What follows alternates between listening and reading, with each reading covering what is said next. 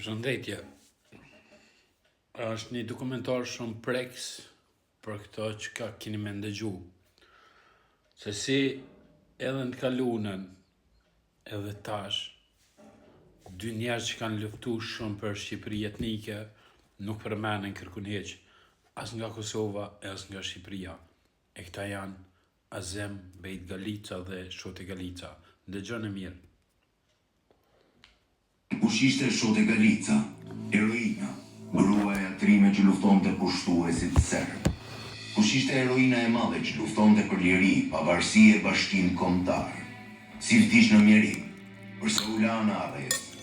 Kush qëndroi pas këtij plani të errët? Njihuni me historinë e Shote Galicës. Unë jam Shote Galica, gruaja e Azem Galicës, prijësit televizjes kaçake të Kosovës. Gjëndem katundin shullas të Krujës. Kam edhe 4 fëmijë tim me veti. Janë fëmijët e luftëtarëve të vranë për shtlirin të Kosovës. Jam e shtrënguar me t'ju vënoj ndjeni se jam t'u vdek unit bashkë me fëmijët jetim. Kjo pra është letra që Shote Galica i kishte shkruara me zokut për ta ndihmuar atë për kafshatën e gojës. Por ndihma nuk i erdhi kurrë heroinës shqiptare. Pak nga pak ajo po shuhej.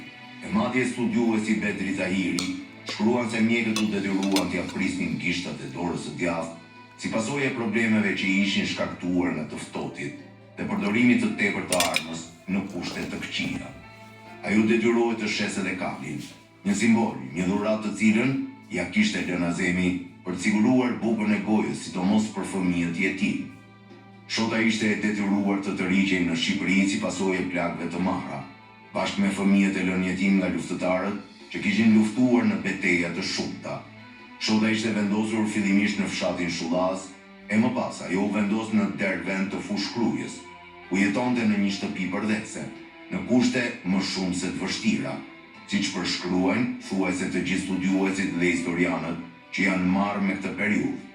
Në vitin 1927, në moshën 32 vjeçare, e lënë në harrest të plotë. Në gjendje të rënduar shëndetësore dhe në varfëri të tejskajshme, Shote Galica do të mbyllë sytë për jetë në zonën e Fushë Krujës, ku prehet edhe sot. Qerime Galica, e lindur si Qerime Radisheva, njihej me emrin Shot. Lindi në fshatin Radishev të Drenicës, më 10 nëntor të vitit 1895. Vdiq në Fushë Krujë, më 1 korrik të vitit 1927. Ishte luftëtare për çlirimin e Kosovës nga pushtuesit serb, bullgar dhe jugoslav dhe për bashkimin e saj me